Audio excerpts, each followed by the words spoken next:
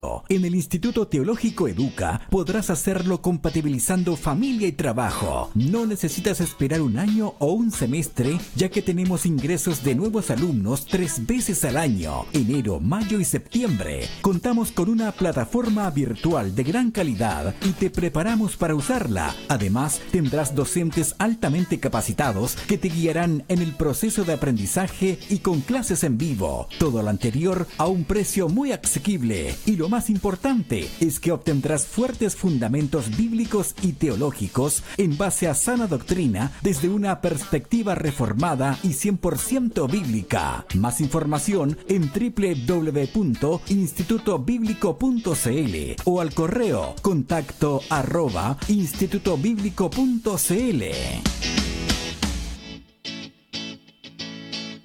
Instituto Bíblico Teológico Educa presenta su programa Gracia Abundante, un espacio de conversación sobre temas bíblicos de importancia. 30 minutos de reflexión en las hermosas verdades de la Palabra de Dios.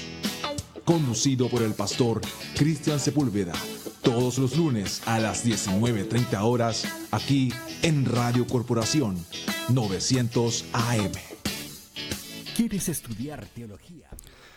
Hermanos, Dios les bendiga. Estamos contentos de poder estar acá una vez más, poder compartir con ustedes la palabra del Señor y estar aquí, poder a través de estas ondas radiales, ¿cierto?, llegar a su hogar, aquellos que nos están escuchando por medio del 900 AM de Radio Corporación y también por Facebook que estamos transmitiendo, a ver si alguien pueda escucharnos por ahí también.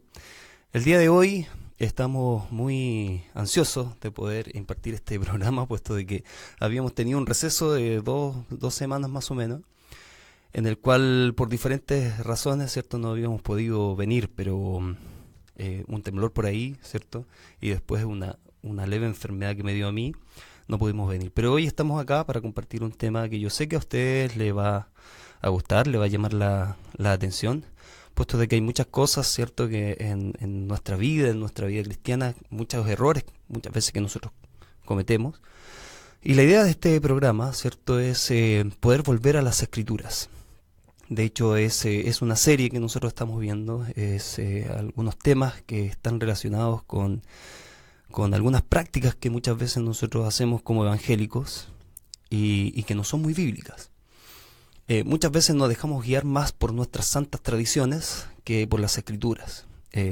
Muchas veces también criticamos bastante a los católicos de sus tradiciones y que se guían más por sus tradiciones que por las Escrituras, pero muchas veces nosotros los evangélicos también hacemos lo mismo. Así que hoy día, el tema de hoy, ¿cierto?, es yo declaro, yo decreto, yo arrebato. ¿Es bíblico? ¿Es realmente bíblico? Cuando usted declara, cuando usted decreta, cuando usted arrebata, cuando usted reclama al Señor, ¿cierto? ¿Es realmente bíblico? Esa es la pregunta de hoy, ¿verdad? También, antes de comenzar, yo les voy a decir de que trajimos un libro también de regalo para nuestros auditores, ¿cierto? Que nos van a llamar, no ahora, sino que al final del programa. Y yo les voy a decir para qué nos van a llamar, evidentemente. Es un libro, es una revista, ¿cierto?, de la editorial Clear, ¿cierto?, una editorial de corte reformado, y se llama La Mentira Presente, el contexto de la iglesia de hoy, ¿cierto? Ahí para los que están viendo por Facebook. Es una muy buena revista, es un libro revista, ¿cierto?, que sale cada cierto tiempo en la editorial Clear, perdón. Temas interesantes como grito de guerra, muertos caminando, nacionalsocialismo, paganismo y cristianismo, paganismo en el seno de la iglesia, ese es muy bueno. Vida piadosa en medio de una cultura sexualmente inmoral, redimiendo la sexualidad redefinida, etcétera. Ya una serie de temas acá que ciertamente va a ser una bendición que usted pueda tenerlos ahí, pueda estudiarlos y leerlos. Yo les voy a invitar, hermano, a que podamos orar al Señor para que Él nos sea dirigiendo en este espacio, en estos momentos que vamos a tener unos 25 minutos de poder compartir esta palabra del Señor. Como iglesia podamos ser lo más bíblico posible, ¿ya? Padre Celestial, te damos gracias, Señor, por tu inmensa misericordia, por tu inmenso amor. Como le adelantaba, yo declaro, yo decreto. Muchas veces hemos escuchado quizás incluso en nuestra iglesia. Yo, lejos de armar polémica en este tema, ¿cierto? Que es muy discutible, digamos. He escuchado o he leído muchas discusiones por ahí en Facebook respecto a este tema.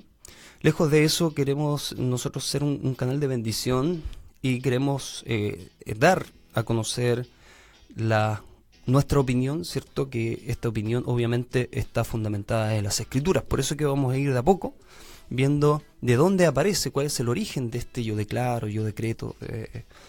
Y también yo sé que quizás usted lo ha hecho alguna vez o lo ha escuchado alguna vez y yo quiero pensar, ¿verdad?, que nadie lo hace con una mala intención, sino que más bien lo hacemos muchas veces ignoramos muchas cosas de las Escrituras o, por otra parte, malinterpretamos algunos versículos bíblicos, algunos textos, los malinterpretamos y los sacamos de contexto, ¿verdad?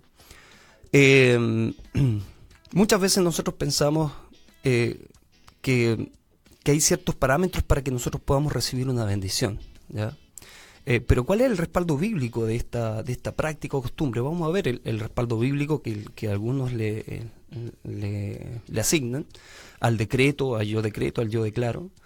Pero ¿cuántos de nosotros, cierto, hemos escuchado en nuestro entorno yo decreto, hermano, decrétalo que tú vas a tener un auto 0 kilómetros el día de mañana, hermano, decreta tu sanidad, hermano, proclama tu sanidad, hermano, declara tu sanidad, ¿cierto?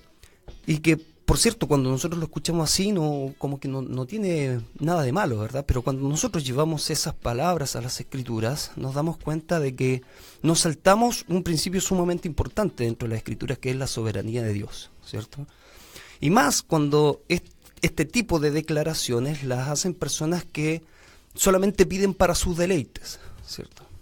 Por eso que este tipo de prácticas las encontramos principalmente en el movimiento de la prosperidad hoy día, en el cual declara, ¿cierto? Declara una casa, el Señor te va a regalar una casa.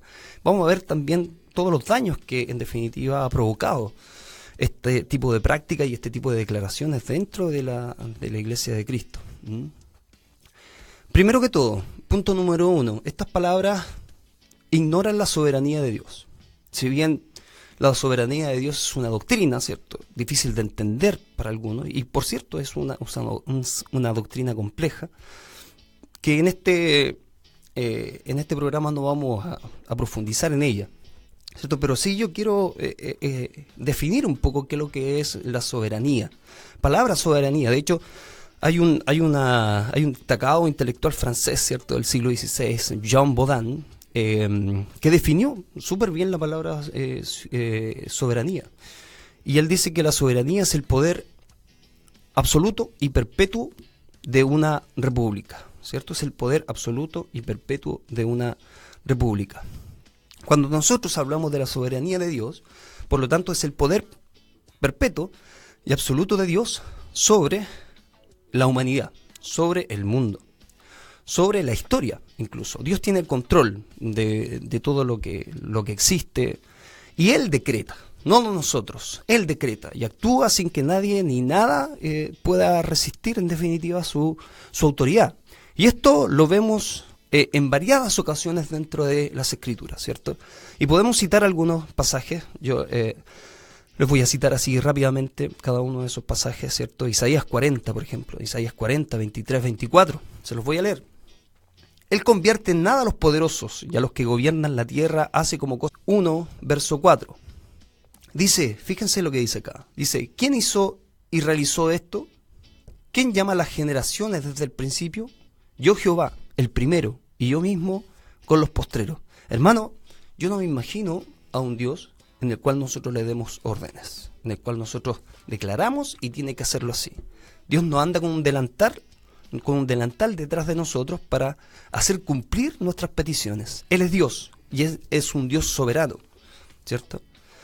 Fíjense en la traducción en lenguaje actual, que sale un poquito más claro, Isaías 41:4, ¿cierto? Que dice, yo soy el único Dios y mantengo bajo control todo lo que pasa en este mundo, ¿cierto?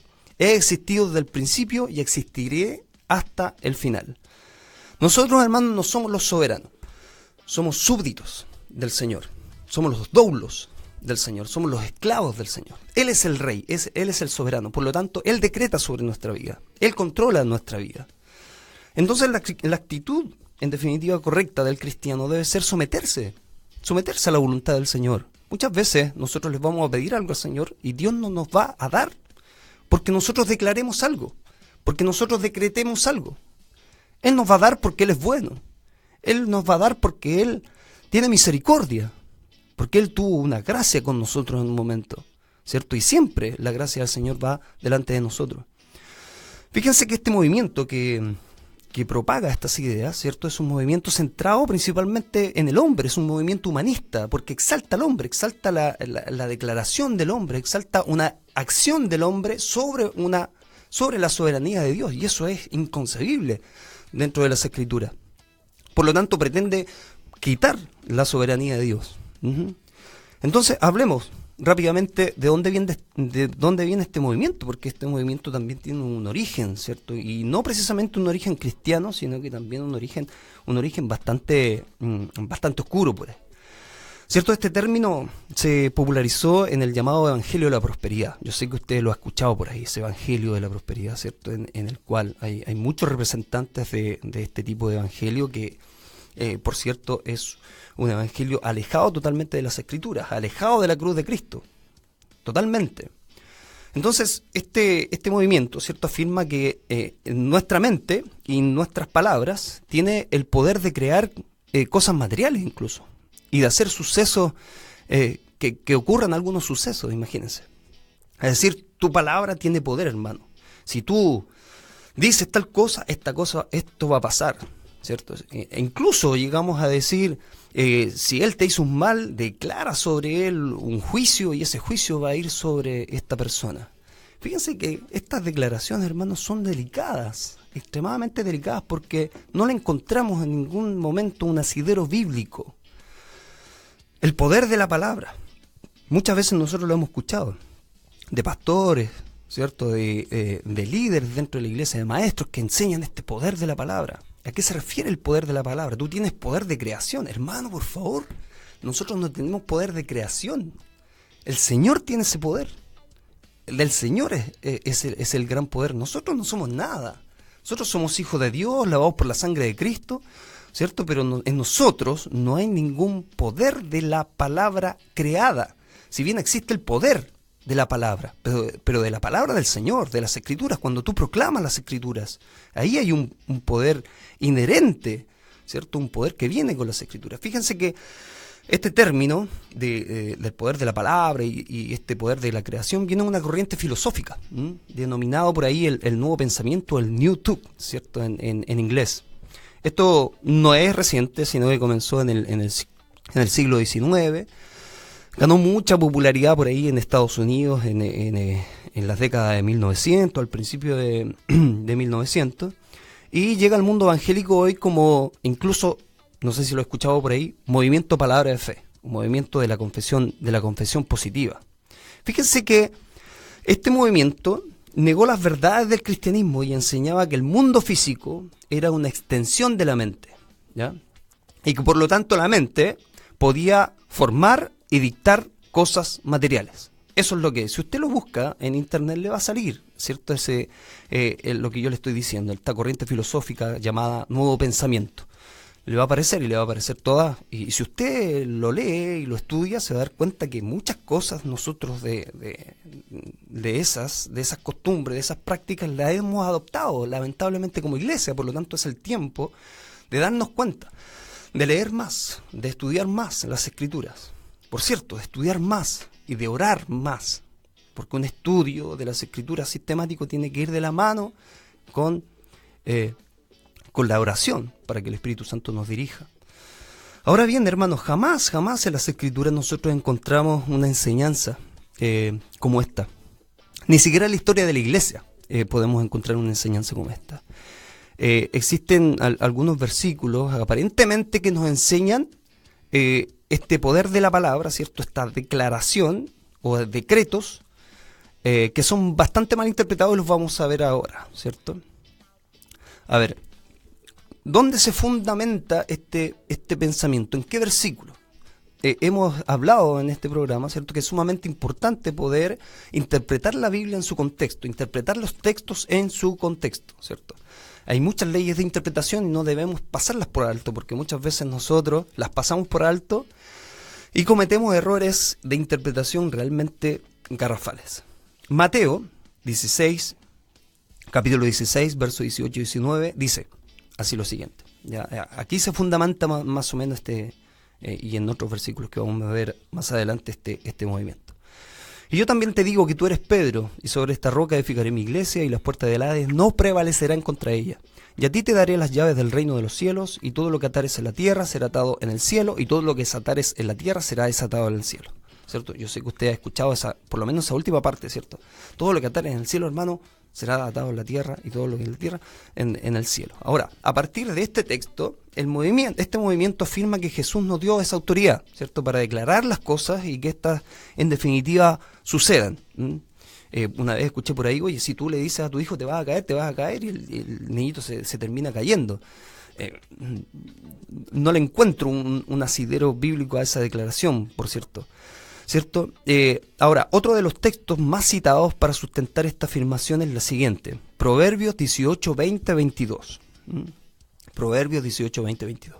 Del fruto de la boca del hombre se llenará su vientre, se saciará del producto de sus labios. La muerte y la vida están en poder de la lengua, y el que la ama comerá de sus frutos.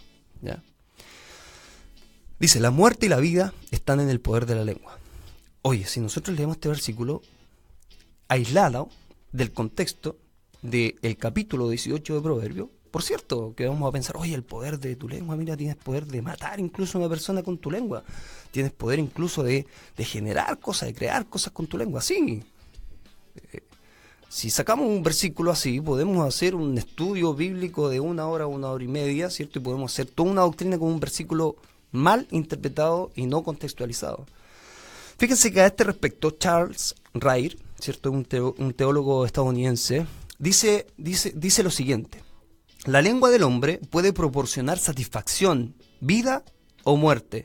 Quienes están inclinados a hacer uso de la lengua han de cargar con las consecuencias de sus palabras. Vale decir, este versículo, hermano, quiere decir del daño que nosotros podemos provocar al decir una mala palabra a un hermano en un tiempo que no es así, en un tiempo que no es del Señor, por ejemplo.